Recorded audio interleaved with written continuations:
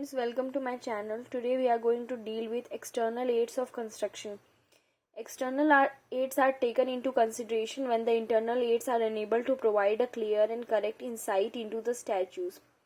External aid does not form the part of the enactment itself like internal aids, and neither they are connected to specific provisions.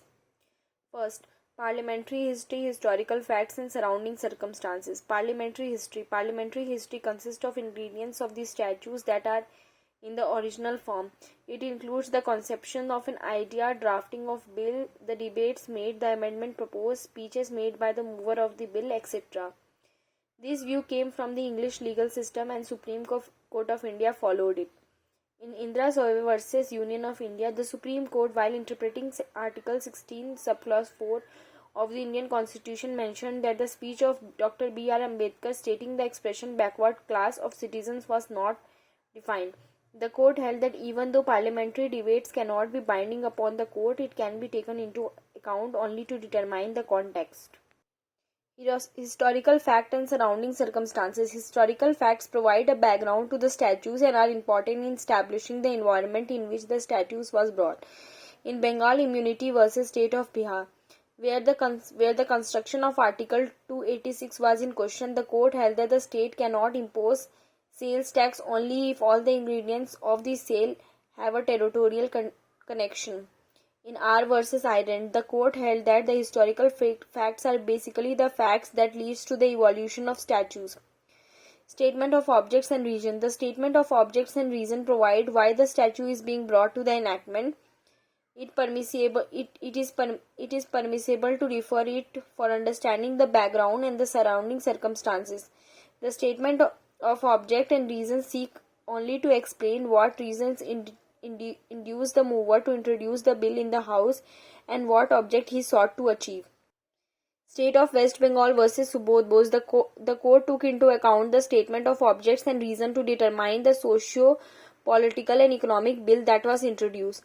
Reports of commission. Reports of commissions including the law commissions or the commissions including the parliamentary commissions preceding the introduction of a bill can be referred to the court as an evidence of historical facts and surrounding circumstances.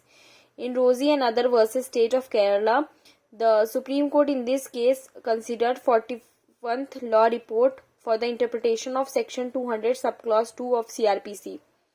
A.K. Gopalan versus State of Madras. The Supreme Court observed that the debates in the Parliament on the bills are not admissible for the construction of an act. Dictionaries. There are a number of words which are not used in the common parlance and hence their meaning is not clear as the other words of the common uses.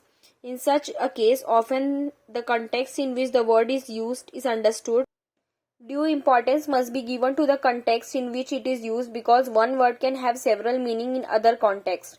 In Voltas Limited versus Rolta Limited India, the Supreme Court held that the dictionaries can be hardly be taken as an authoritative exponent of the meaning of the word used in the legislative enactments, for the plainest word must be controlled by a reference. In Motipur Zamindari versus State of Bihar, the question whether the sales tax could be levied upon the sugarcane, the appellant urged that since sugarcane is a green vegetable, it should be exempted from tax. It further held that the sugarcane was not a vegetable and thus liable to sales tax. Judicial decisions. Decision by the court on the same manner as a precedent for the interpretation of statutes. Indian judicial pronouncements may have a binding value when issued by a higher court and have persuasive value when issued by a same or lower authority. For example, if grievous wrong may result, a court will not follow the previous decision which convicted and whose conviction is erroneous.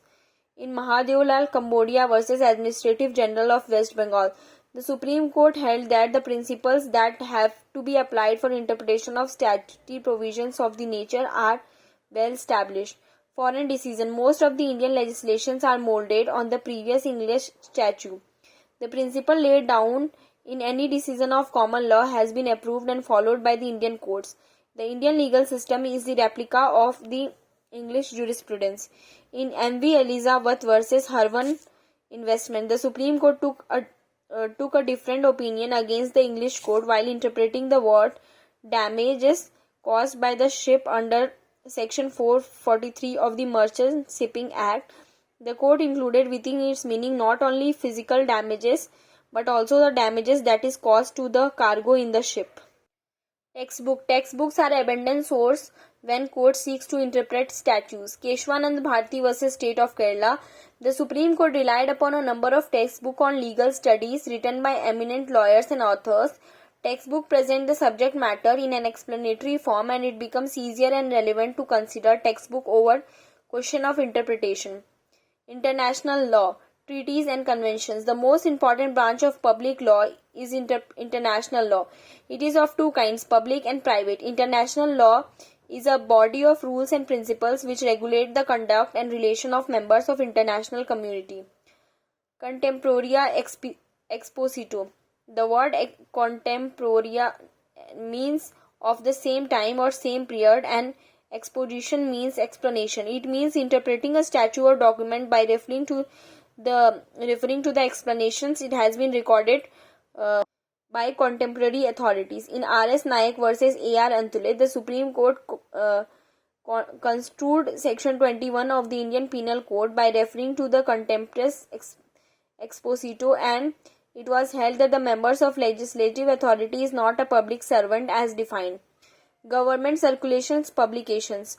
Government circulation publications report have been considered as an external aid in the construction of statutes. Hence, the court at the time of interpretation of the statute must consider it.